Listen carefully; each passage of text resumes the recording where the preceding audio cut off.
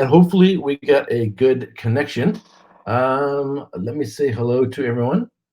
Um, First of all, I'm in San Antonio, Texas.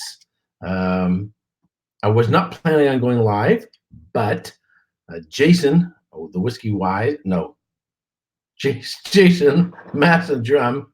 There is a Jason Whiskey Wise, but he's over in London. Um, the Mash and Drum did not go live. He's out of town traveling, so I thought, what the heck, I will go live and share a little bit what I got going on here in Texas. I have a video that we'll post tomorrow. Let me know if the sound and videos are right, because when you're traveling, you never know how it might be going. By the way, I've got two chat things going on. I'm using StreamYard and all that. So I've got one going on for YouTube and one for StreamYard. So we have OG Brick 420. I think I've seen you. I remember the 420 because 420 is code for certain herbs. Andrew Spurwell, thank you very much for tuning in. And Doug Chrisope. So I'm in Texas visiting distilleries, and also what did I do with my glass? Where is my glass? Oh, I gotta eat my glass. Hold on.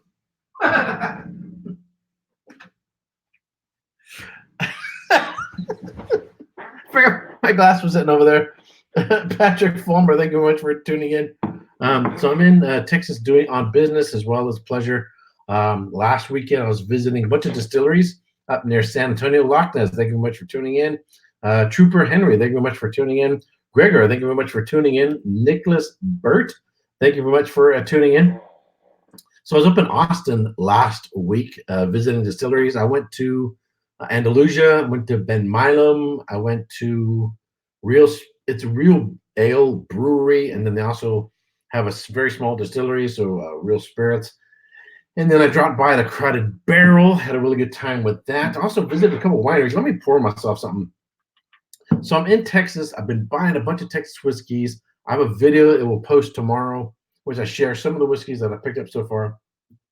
But actually, one I'm going to drink tonight is not from Texas. It's actually a whiskey I reviewed before. But check this out. This is this is a 375 of Joe Magnus. Most 76. Yes, I've got the beard going on.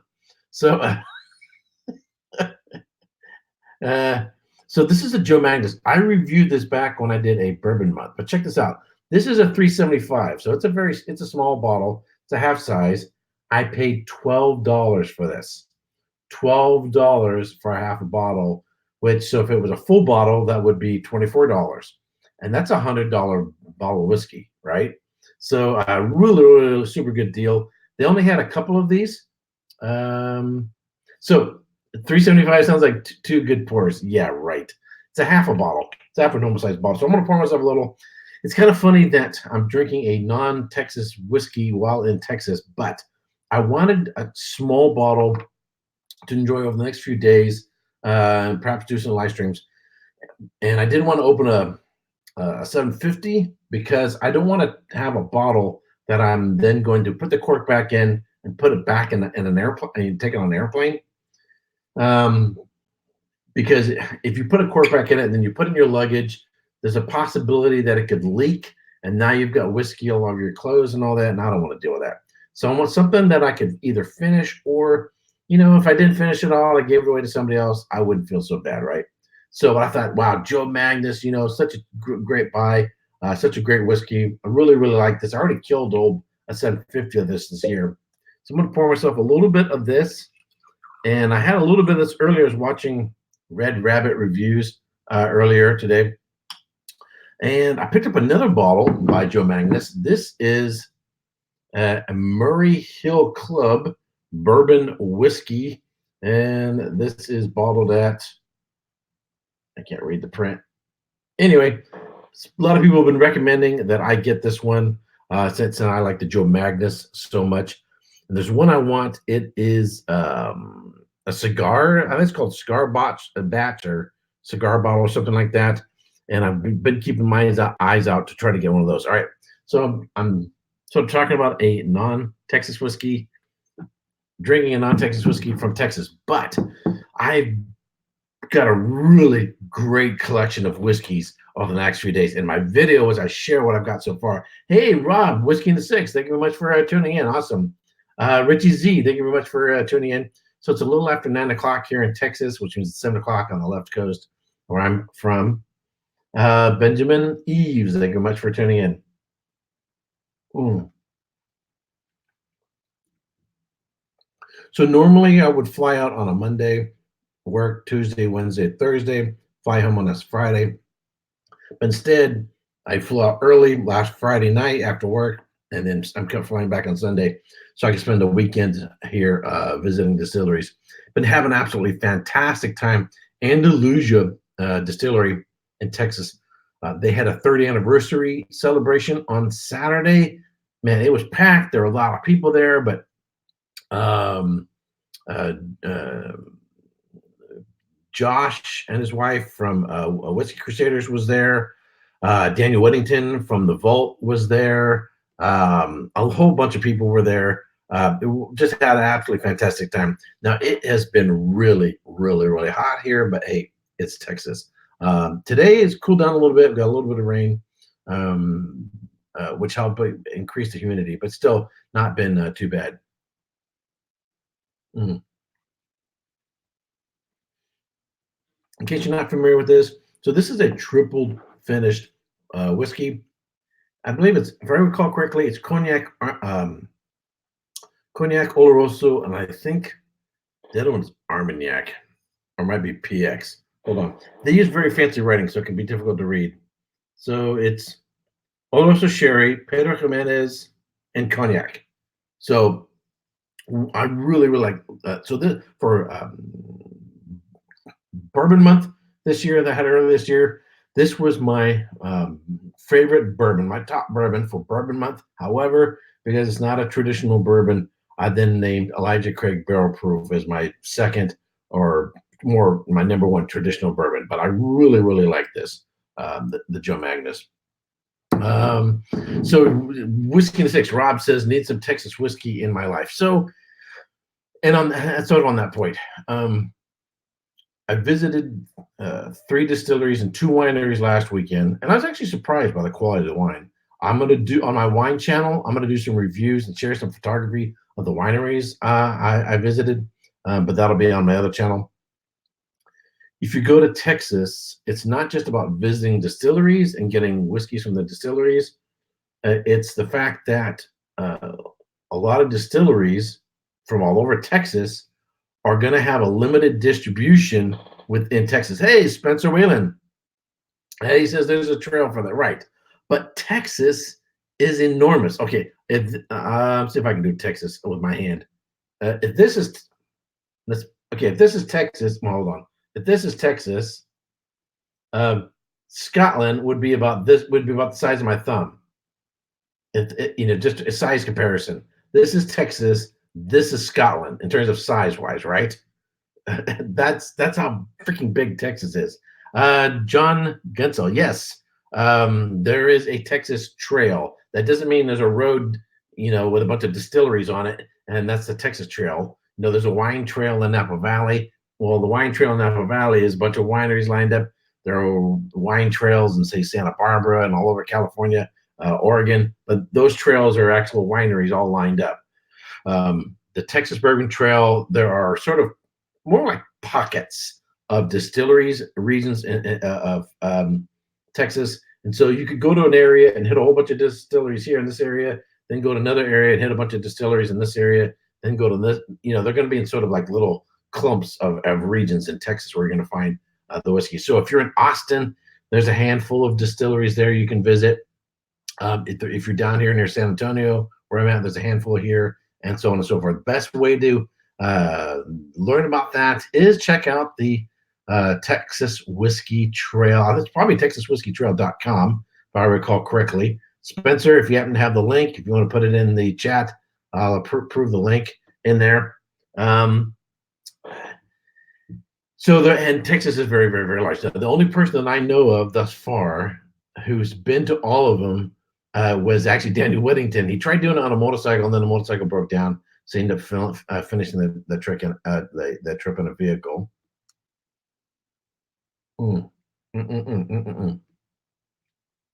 So the reason why I'm not drinking a Texas whiskey at the moment is I didn't have any Texas whiskey minis. If I had a Texas whiskey mini or even a half bottle, I would be drinking it.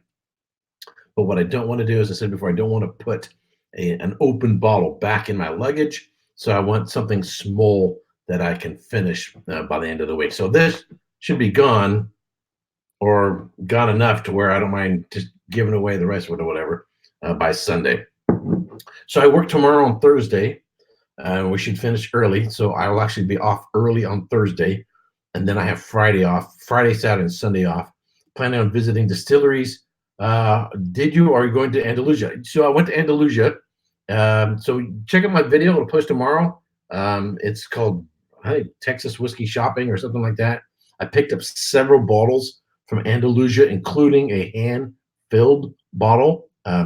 There's a little video clip of me, filling it straight from the cask. So it's a cask strength. Hold on. Show. Yeah, so whiskeytrail.com. Yeah, so check out texaswhiskeytrail.com, and there's more information about the various Texas whiskeys. But if you're coming to Texas, let's say you're coming here on business, right? Let's say you're coming here in business, you're only going to be here for a day or two, and you're not really necessarily really close to any of the distilleries, right? Or you're just passing through or something like that. Well, go check out a local whiskey shop. It may be even one of the large chain stores, because they're going to be carrying some Texas whiskeys there that don't make it out of the state. So in California, from what I have seen, only 5 distilleries thus far, only 5 distilleries that I've seen, actually their whiskeys make it into California, from what I've seen. Iron Root has like 1 bottle. Bacones has a bunch, and then there's on the bottle they have a fox on it. I'm trying to remember the name of the producer. They have a picture of a fox on it. Garrison makes it out, and there might be one other. Maybe it might be even only 4. I can't remember the name. There's that one producer. It's a husband and wife small operation. They're actually pretty close to the whiskey to Crowded Barrel. If someone remembers what the name of the place is, go ahead and put it on there. So there aren't a whole lot. No, it's not Copper Fox. Yellow Rose are about seeing in South Carolina so far. Swift. Thank you, Spencer. Swift. Yeah, so I've seen Swift in California as well. So if you're coming into Texas, but even if hey, I'm just made it for a day, you're here, you're going to a wedding, go to a funeral, you're here on business or something like that, and you just kind of go in and out, and you go, oh man, I don't really have time to go visit a distillery. Take out your this is what it is. Take out your smartphone, just type in liquor store, see what liquor stores in your area, and just go check them out. You got 1 hour in the day, go check them out, go look around, see where they have Texas whiskeys. The one liquor store I went to, they had a particular section with just Texas whiskeys, and you'll be surprised what you can get. I'm a little spoiler. I got some Balcones bottles. I won't tell you what they are, but I got some Balcones bottles that are impossible to get in California. I have to figure out what to hit on Thursday before the Bastards Ball. So okay, so that's a great example, right? So a lot of us I'm coming in on a Friday, get the big event. There's a big event Friday night, and then with the whiskey tubers, Saturday's the big event, and then we fly home Sunday, right? So how much time have you got? We're all going to be super busy. Well, get out your phone, type in liquor store, and with mine on the maps, I can do. It'll say search for liquor stores nearby. Some liquor stores will have their inventory online, some will not. But just drop in. I'm guessing from where my hotel is, I bet you I probably got 4 or 5 liquor stores within 15 minutes. And so just go there, let's see what they got, and you'll be able to pick up find some Texas whiskeys that are hard to find, decent prices. And you're not going to get them, in California. You're not going to get them in Colorado. You're not going to find them in New York. Wherever it is, you're Kentucky, wherever you're at, wherever you're from, you're not going to find them. And so what I've been doing is not just getting whiskey straight from the distillery, although that's my optimum because I want to be able to, take pictures of the distillery so that when I do my review, I'm going to have a video and I can talk about the distillery and, and show the pictures and stuff, and maybe you can pick up distillery exclusives and that kind of thing. But you can pick up some awesome Texas whiskeys at these small shops. And I just like hunting around this whiskey shops anyway. Finding a $12 Joe Magnus 375 was a fantastic buy. It's a fantastic find. Doug Grissom says, "You lots of beard love tonight." Yeah. Richie Z says, "Look great with a beard." Well, thank you very much. It takes a lot of patience. So like Rob, Whiskey in the Six, he can have like one day's growth because he's got black hair. He's got that black shadow on his face. Well, because I was blonde growing up, and then I got gray. I need at least 6 weeks of growth before it actually, kind of fills in, because blonde-haired people don't have as many hairs per square inch. Anyway, I don't want to talk about beards, but anyway, yeah. So in this video, you can see me up close versus the other videos where I'm usually way in the back and you can barely tell I got one.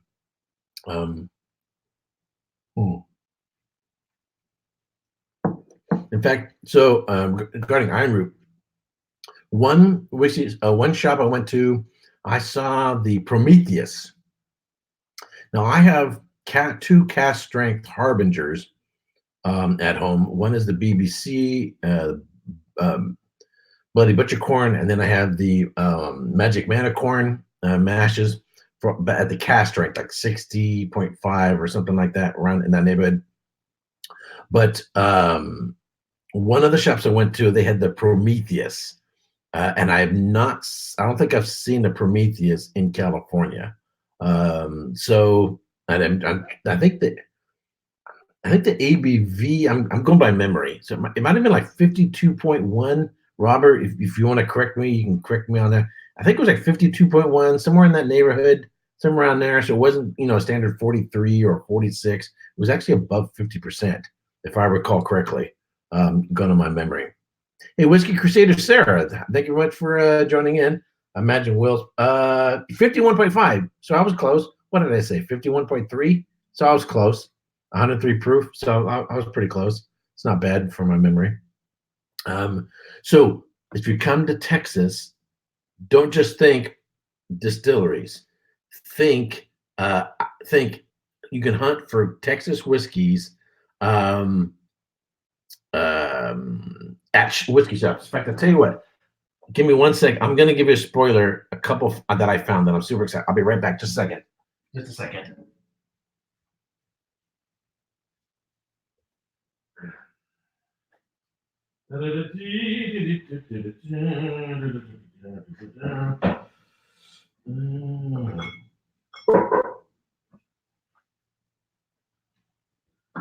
Okay, I'm back. I'm coming back. I wasn't planning on doing this. I was going to say, so there are more than this. I'm just going to show you two that I found. Are you at a hotel or an Airbnb? I'm at a hotel. I'm actually at a very, very, very nice hotel. This actually has like a real nice living room area with a couch and stuff. There's a big screen TV, and then there's a bedroom side on the other side. There's actually a dividing area between the two, and this is a real nice desk area. Anyway, so I'll show you. But you're going to want to watch tomorrow's video because there's more than just this, but I'm going to share just a couple of them. So I got two Balcones bottles, and they come in a nice wooden box. This, and I'm probably going to mispronounce this, the Brujeria. This is the Balcones Brujeria. This is bottled at 62.9% ABV. Comes in a real nice, like a wooden box, kind of like a Booker's box. So I bought one of these. I have never, ever, ever seen this in California. Never, ever, ever seen it, and I don't think I've tasted it. So I was super excited to get this, and they had a few more on the shelf. So it wasn't like this was like necessarily a super hard find. Um, and the other one I got, this is the one I'm really excited about. I don't know if you can see this. It's kind of a glare on the plastic. I'll take the plastic off. It's kind of hard. Yeah, the Hechaceros. Um, Plastic is hard to see. You got a bit of a glare on there. They only had 2 of these, and this is the Hechaceros. So they only had 2 of these left, and so I bought them both. Goes for about $89, of course, plus tax. This is a 61.5% alcohol by volume. Now, I tasted this with Daniel Whittington. We were hanging out. We recorded a couple of videos we were talking about whiskey branding and whiskey business and being a whiskey sommelier for a couple of videos on my channel. And this is what we were drinking. And I really, really liked this. And it was like, I think it was like the next day, I actually went up to Balcones, visited the distillery, and they did not have this. Robert's Liquor says, be on the lookout for the Balcones Froke, French oak as well. Just dropped not too long ago, and it's amazing. I'll definitely do that. I'll keep an eye out for that, for the Froke. I'm kind of curious what the distribution is. Are they selling that just from the distillery, or is it actually have some limited distribution here in Texas? Anyway, so I bought 2 of these, and I just really, really, really, really, really like this whiskey. Become quite the big fanboy of Iron Root and Balcones distilleries, but looking forward to getting into those. The one thing though is you're gonna have to wait until January 2020 until I start reviewing these, because I'm still working on the business of Scotch whiskey. That will be finished at the end of this month, the end of September, just as we go into October. But October, November, December will be all my videos with all the whiskeys that I brought back from Scotland. So I'll be doing the like 18, 19, whatever distilleries I visited during that trip. And then I'll do a whole month just on Texas whiskeys. So, but gives you stuff to look forward to. Now, did you make it to Real Spirits? Yes, I did. And I got a bottle from them as well. You'll see in the video tomorrow. So I want to I don't want to make it a major part of this evening, but I do want to take a minute out for something. Today, obviously, is September 11th, 2001, 9/11. We had what was probably equivalent to Pearl Harbor Day. It's really, really ingrained in my mind. At the time, I was working for the Bureau of Alcohol, Tobacco, and Firearms. It was my day off from work. And I remember I got a bowl of cereal. It was my day off from work. I sat in front of the television, turned on the television, and all of a sudden, the first hour had already been hit. And then I see the second tower hit, and boom, boom, boom. So, 2 things. One, what do you remember? Pearl Harbor Day is December 7th, and we've forgotten about that day. Pearl Harbor is December 7th, 1941. And that changed the course of history, which is what got us into the Second World War. I actually worked with a gentleman who had been at Pearl Harbor, and every December he would go back to Hawaii. And of course, his numbers dwindled as those who were survivors, and eventually they all passed away due to old age or whatever. But 9/11 was our equivalent to that. And so want to acknowledge the day, acknowledge those who gave their lives trying to save other people, and sort of remember to be vigilant in this country against tyranny and terrorism. But I also, on the flip side of that, people with PTSD, post-traumatic stress syndrome, some people need to turn off social media and don't watch the news on this day. And so while everybody is remember 9/11, there's some people, they don't have any problems not remembering. They live it every day. They live through it every day. And I've met people like this. And so for them, on a day like today, they have to stick their fingers in the ears, turn off the television, and stay away from social media because it just becomes overwhelming. And so I want to acknowledge those people as well people who have just been through that. So anyhow, so I don't want to make that the major theme of today, but I want to at least take a few minutes out to make an acknowledgement of the day that we're on it, because you don't want to forget. All right, let's move on. Let's get back to talking about whiskey. Take another little sip. So, to those loved ones, coworkers, family, and so forth, who gave all, cheers. Mm, mm, mm, mm, mm, mm, mm, mm, mm, tasty. Cheers. Um, so if you, yeah, I've really just in this past year become a big fan of Texas whiskey because of its uniqueness. Um, it is so different from Kentucky, from Scotland, from Ireland, from everywhere else. Um, and its character. And I think we're just sort of in the early stages of Texas whiskey sort of being recognized, and it's going to take time, as the TWA continues to grow and sort of codify itself, become a little bit like the SWA, the Scotch Whisky Association, and to really sort of develop a worldwide recognition of the profile and unique character of Texas whiskeys, and what they contribute, and to sort of, I would say, protect the name of Texas whiskey. And it's sort of a tricky deal because um, someone could buy whiskey completely outside from Texas that wasn't even aged in Texas and put a bottle on it. You put it in a bottle and then put the word Texas on it, and there's absolutely nothing Texas. Um, Somebody could buy, MGP, put it into a cask here in Texas, age it in Texas, and so there is an element of Texas in it, and because a couple summers in Texas, take MGP, put it in two casks of the same.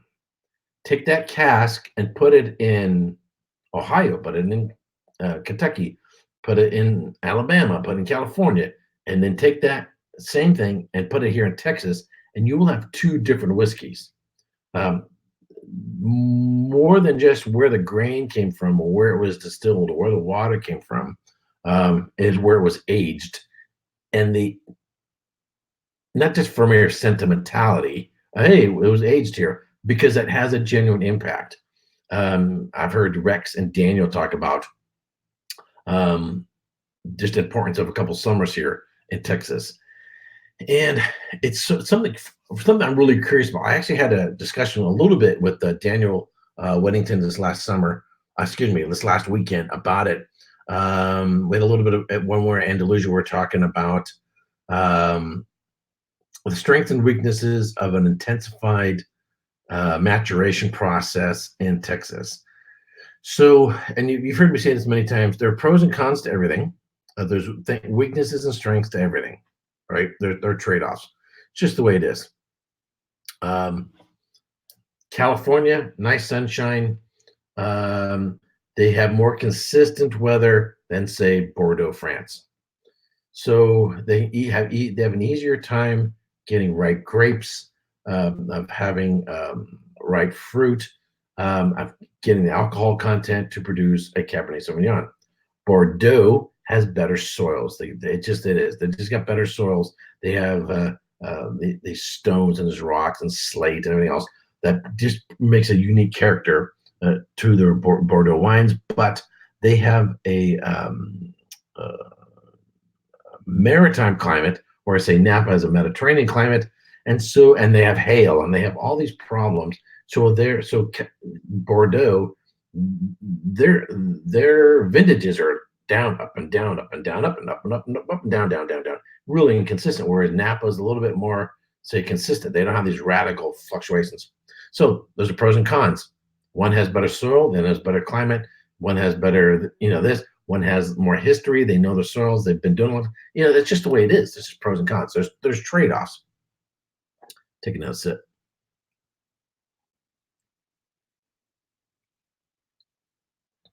So the same thing with maturation. Now, I visited 8 distilleries in California. Not been super impressed. John over at Blind Whiskey Reviews, we blind tasted, or we tasted a Sonoma wine from whiskey, excuse me, a whiskey from Sonoma Distillery, and neither one of us were impressed. Um, they need 15 years or something to age the whiskeys, but because property is so expensive, they don't have the time or the patience to wait that long. So they're releasing young whiskeys, and they're just green. They're green. It's like you get a lot of pine notes, a lot of green notes to it, and so they're lacking something. And I've tasted them in other distilleries very similar. So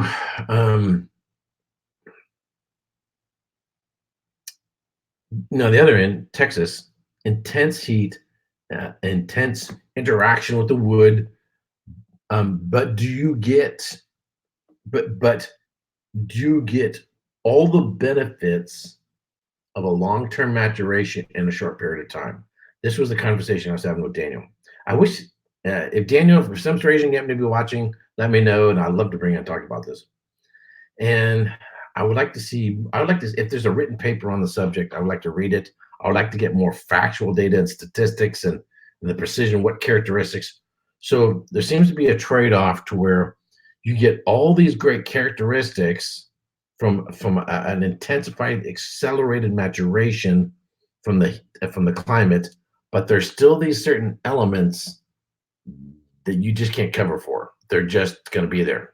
So then what you have to do in production is find ways of counterbalancing the flavors. How do you compensate for these elements? I'm just going to give you a number. Let's say there's 10 things.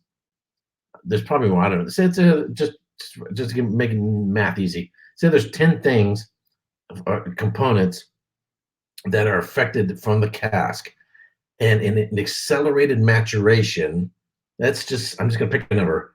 6 of them are accelerated in intensified heat in such as Texas. Well, you still have those other 4 you got to deal with, and those that you can't force it. It needs time. Well, with the acceleration of those 6, they're not going to stop, and so that you can let the other 4 elements catch up. So what you have to do is find a way to sort of compensate the aging process to actually slow it down a little bit, kind of pull back on the reins. Whoa, whoa, Nelly. Whoa, like kind of horses. Slow it down a little bit so that you can sort of moderate that. And the second thing you have to do is find ways of compensating the flavor profile in other ways. And I think the way you can do that is using different types of flavor, using different type of corn to get different profiles of flavor, using different casks to get different flavors, just different ways to bring in other flavors into the whiskey that sort of compensate the lack of maturity in those 4 other elements. Now, I don't know what the exact number is. It could be 100 different elements. I don't know. I'm just sort of get the analogy across. But this is reality in every region. And whether you're talking about wine in Bordeaux or wine in Napa. So there's a lot of conversations going on there. If you guys want to, Robert Licorice said you hit it on the head. Thank you, sir. Bing. Robert, by the way, if you've ever read a paper or of a book or something more scientific, I'm just giving a sort of an analogy. But if you know of anything, who's written anything, send me an email and let me know. I would love to read it. I'm a whiskey geek. I'd love to have something like that. I would love to do a more formal video on this topic. But the same things in Napa. So Richie Z says, does the elevation in Texas whiskey affect the profile? Yes. Yeah, I know. So Richie Z, I know Robert was here. I was just talking to him. He was here actually very early. So the answer is yes to elevation. I'll get back to that in just a second. Don't let me forget. Let's take another sip.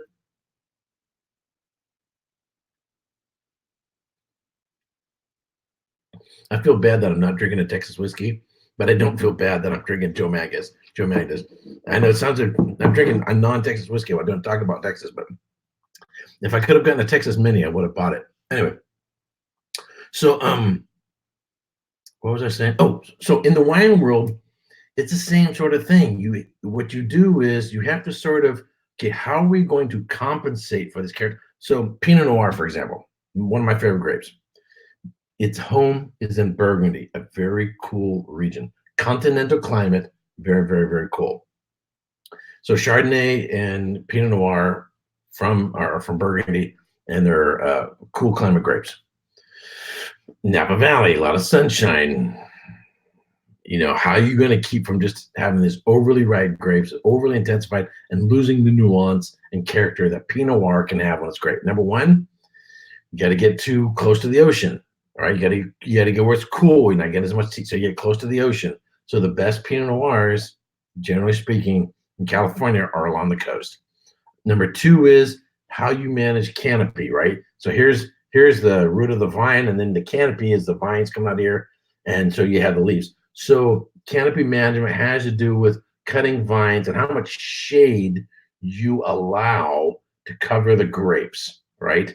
So if you have a very cool year and you're not getting enough sunshine, you cut back the canopy and to let in more sunlight to quicken up the ripening. If you are in a very hot region, very warm region, such as Central Valley, they tend in the Central Valley, like Lodi, where they do a lot of Old Vines Zinfandel, they have these big canopies. So then you have oak management. Now in the wine world, because they tend to have high sugar and low acid, they will actually add tartaric acid, which is the main acid in grapes. There's also citric acid, but it's mostly tartaric acid. So they can actually legally add tartaric acid to counterbalance the loss of acidity. So the other thing you can do is you can bring other grapes into the profile to blend in different flavors and so far, right? So in a Bordeaux wine, Cabernet Sauvignon, Merlot, Cab Franc, Petit Verdot, Malbec, and potentially Carmenere, right? 6 grapes. So what Robert Licorice does, rather than 6 grapes for making Bordeaux, he uses different corn varietals to give you different flavors, and they blend the different corn types, varietals, whatever, strains, types, to get a different profile. So the making of a different corn mash is comparable to different grape varietals going into, let's say, a Bordeaux wine, right? So, and not just in terms of flavor, but in terms of structure, in terms of how much alcohol you're going to get, floral notes, color, and it's not just alcohol, not just flavor, but there are other components that make up a profile of a wine or a whiskey that you're going to want as well. I'm just tracking the comments here. I know you guys are talking amongst yourselves. So this is sort of a whiskey crusader. Sarah, how you doing? Robert Lecter says, couldn't have said it any better myself. Right. So one of the advantages that Robert has, he has his feet in the Armagnac world as well, and Armagnac is a spirit made from wine. And so you're going to carry over some information about grapes and distilling grapes and so forth, a little bit from that. So, and I wish Will was here. I'm going to have Will, Poppe. I don't remember how you guys pronounce it, like Pulp or Pope. I'm going to have him on I've had him on my whiskey channel. I'm going to have him on my wine channel as well. So if you have a wine background, there's certain analogies that go really, really well between whiskey and wine. And there's actually people come from the wine world going into the whiskey world. Poppy, like the flower. Thank you. Hey, that's a great. So it's poppy, like the flower. Thank you. So, and understanding and studying wine and the different ways you get different profiles and how you're going to deal with different climates, different soils, and sort of counterbalance various things in order to get the profile you want. That there's no perfect region for a wine. There's going to be strength. You're going to have climate issues. You're going to have soil issues. You're going to have critters that are going to want to eat your grapes. There's all these things you got to deal with, right? And so then you have to you're fighting with Mother Nature is not always kind, and so there's other things you got to do to sort of counterbalance to that. And that's the genius of the winemaker, the genius of the distiller to come up with these different ideas on how you're going to come up with something. Whiskey Chris, he's on his way home. Might be able to catch it. That's cool. Dram Man, Kentucky says, "What's the term for smelling empty glass again?" Oh wow, so there is a French word for that. I don't remember. It's not a word that I use very often. There is a word for that. I just don't remember. Richie Z says, "What is the integral difference between cognac and Armagnac? I know they're cousins." Oh, by the way, so I think Rich, let me ask that. I answer that question. Then let's get back to the other question. You asking about elevation earlier. I almost forgot. The primary issue is going to be with elevation. The same for whiskey that it would be for wine is increasing elevation. You're going to change your temperature. So, for example, Maynard Keenan's winery in Arizona. You think Arizona, wow, winery in Arizona, that's crazy, man, because all the heat and stuff. Well, he's up in the mountains, right? And so he's up in the mountains where it's very, very, very, very cold. In fact, he has more issues with frost than he does with heat. Although his biggest issue is probably with dealing with pests and pigs that want to eat his grapes. And so, in terms of aging of your whiskey, if you go up on a higher elevation, you're going to get a different diurnal range, the differences between night and day temperatures throughout the year. And so that would then affect your aging process. So you could almost look for microclimates for aging your whiskey, the way that wineries look for microclimates for deciding what types of grapes they're going to grow where.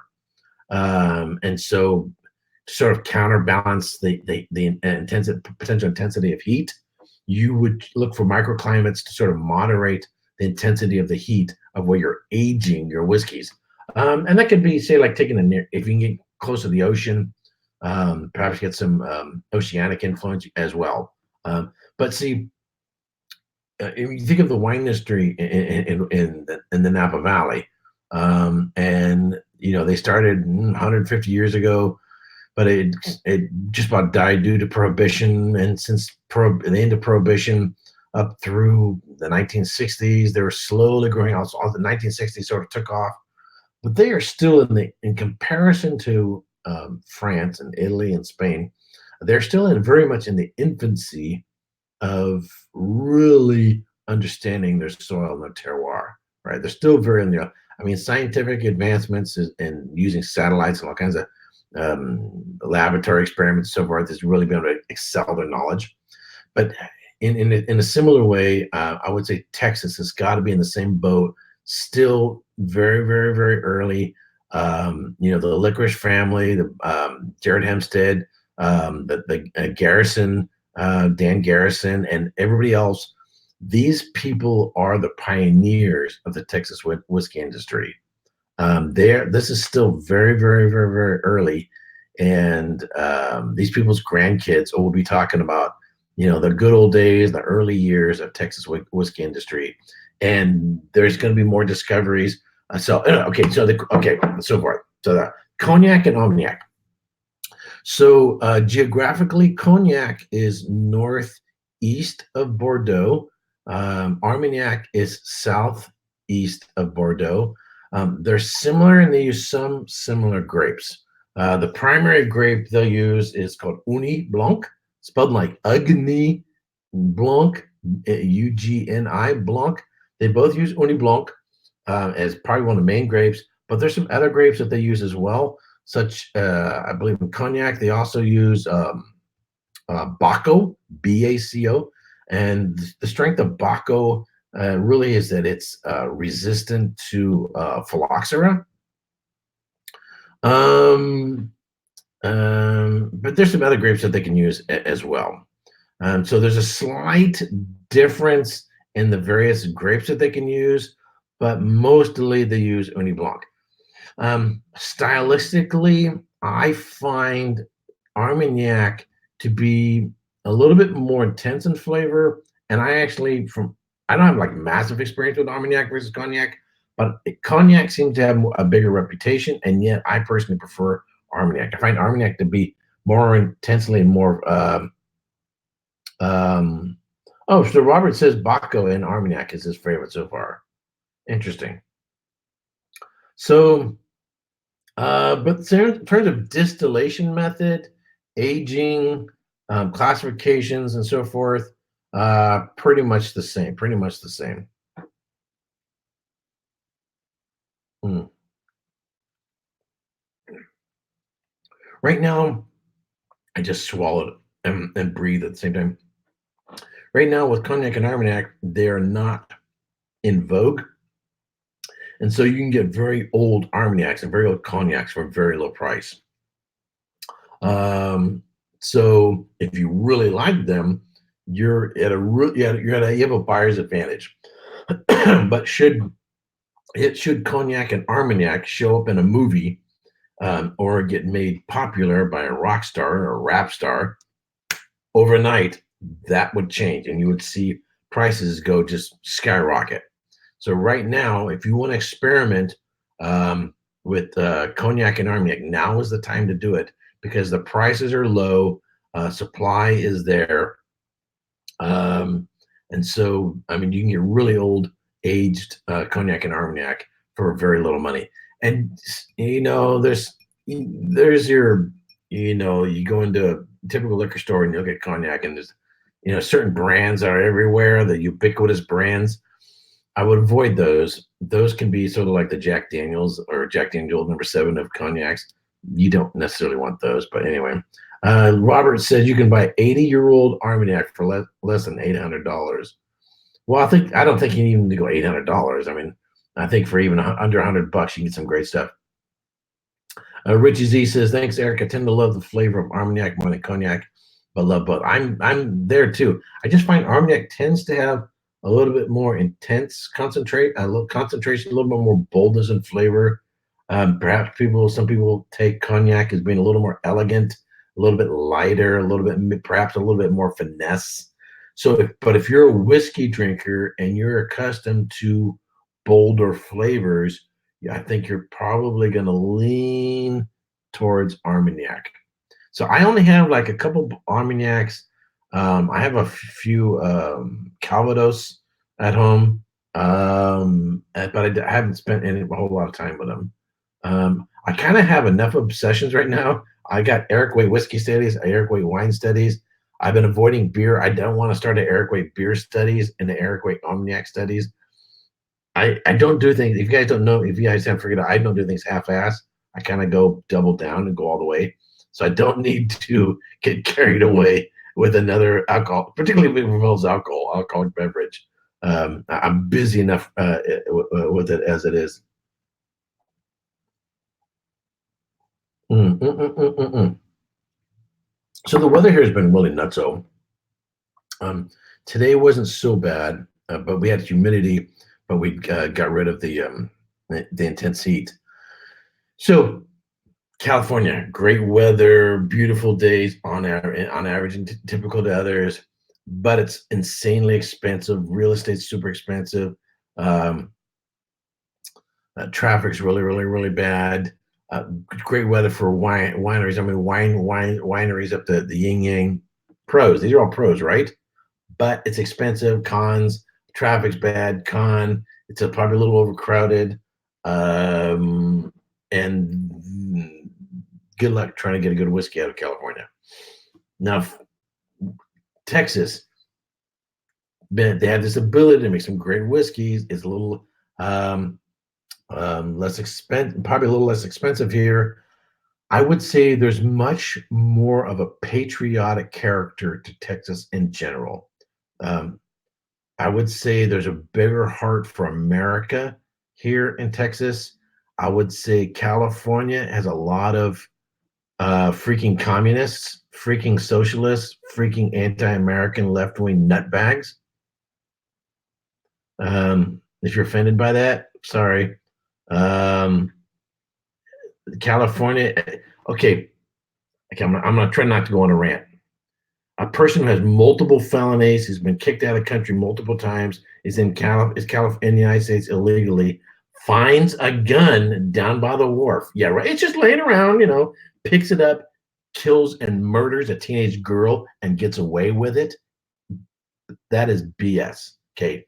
But that mentality is just what's typical of the nutbag mentality of San Francisco and California. All right. I'm in Texas. See, deep down inside of my heart, I'm probably a Texan. It's just that kind of bullshit. Yeah, Texas is the opposite of California. Um, yeah. So one of the funny things I noticed, and I was commenting to someone I was working with today, um, is the ratio of pickup trucks to automobiles. There's a lot of pickup trucks. There's a lot of pickup trucks. I'm in a parking lot, and they're like 95% pickup trucks. It's really, really, really funny. Yeah, Kilco says Texas is the heart of America after all. Yeah, it really, really is. Um, Texas is its own country. Really. So I had a friend from Scotland. He was from Hamilton, Scotland. What Hamilton is just south of Glasgow, Scotland. His wife from Waco. In fact, I first heard about Kona's distillery years ago. We were next door neighbors. He was from Scotland. His wife was from Texas. They were my next door neighbors in California. And they had like 10 kids.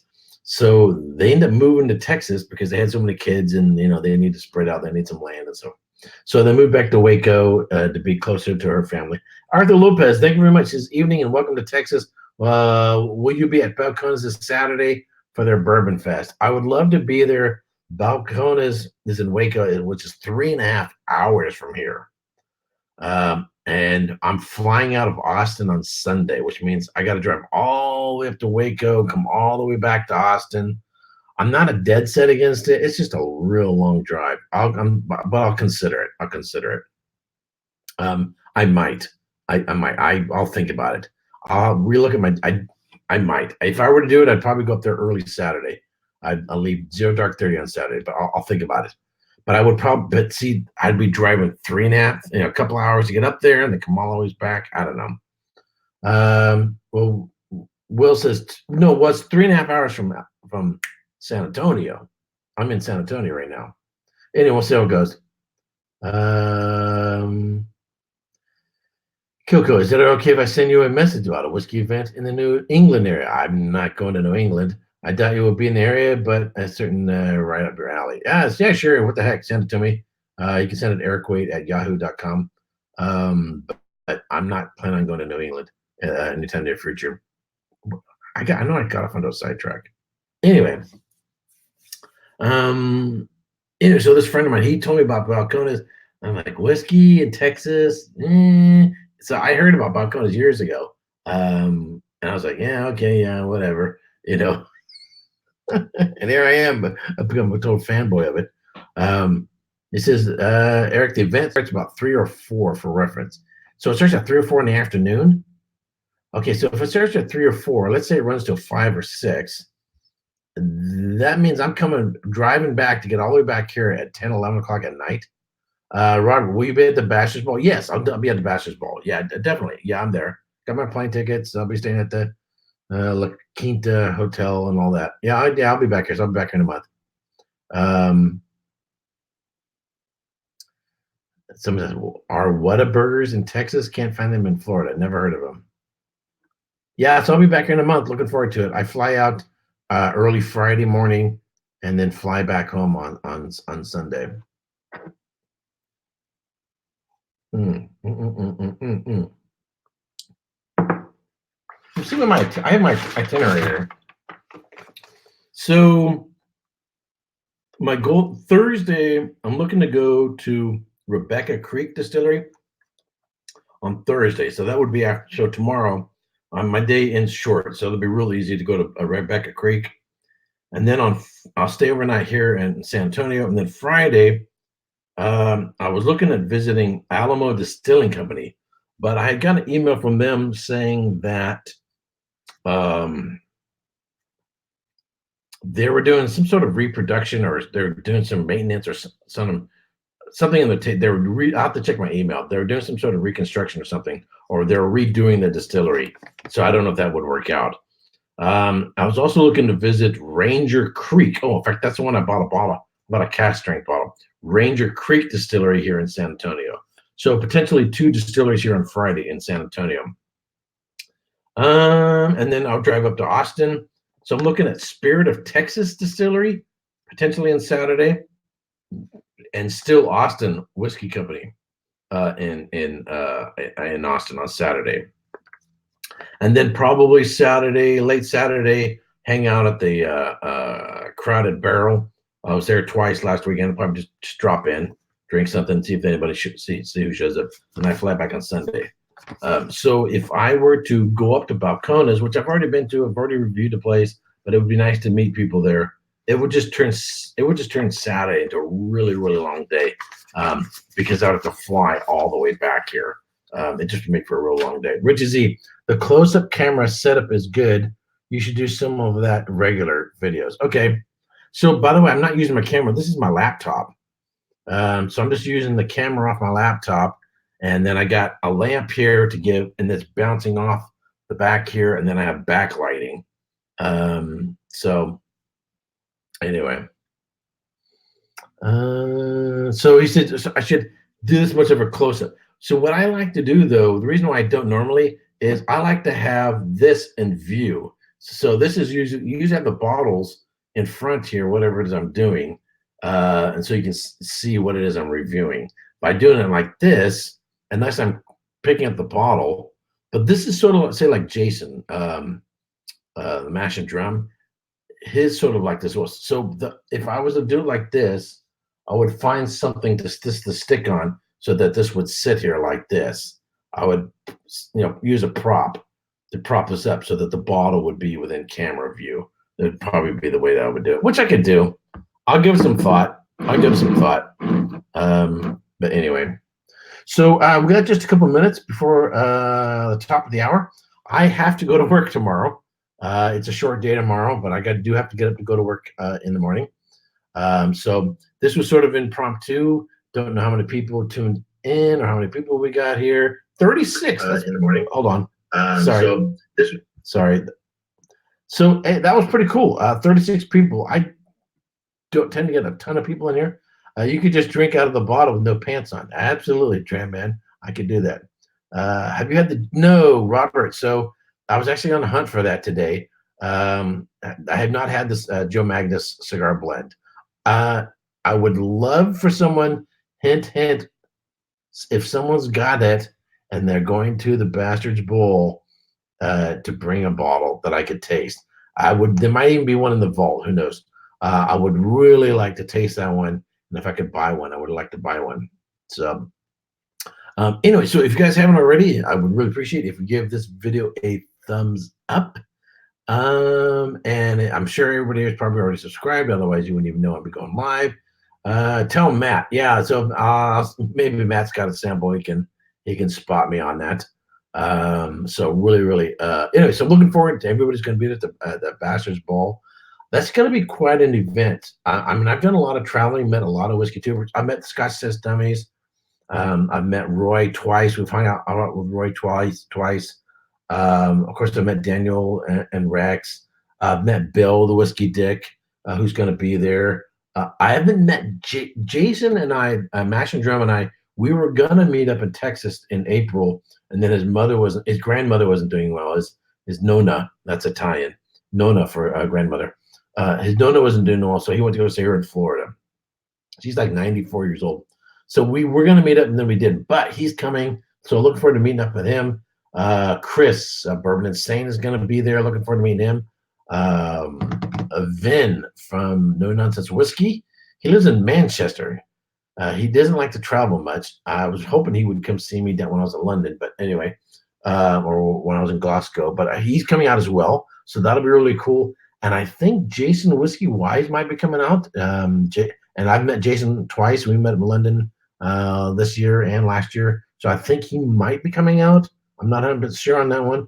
That'll be really cool. So anyhow, hey, I want to thank you very much for tuning in. Those who donated. Hey, Matt, I'm just getting ready to tune out. Where I was just saying, Matt, if you happen to have a sample of the Joe Magnus cigar, I would really like to try it. This is, by the way, Matt, so just to show Matt, this is a 375 of Joe Magnus. I picked this up just to drink for over the next couple of days out of my hotel room. I got this for $12. $12, unheard of. Anyway, hey, I want to thank everyone for tuning in, And I hope Jason's doing well. I know he's on travel. I think he's in Vegas. So I'm sort of filling in Jason's normal spot. And if you want to see the other whiskeys that I've bought thus far, check out my video. It'll post tomorrow. So anyhow, all right. Hey, so good night. Cheers and have a good one. Good night. Now where's the off button?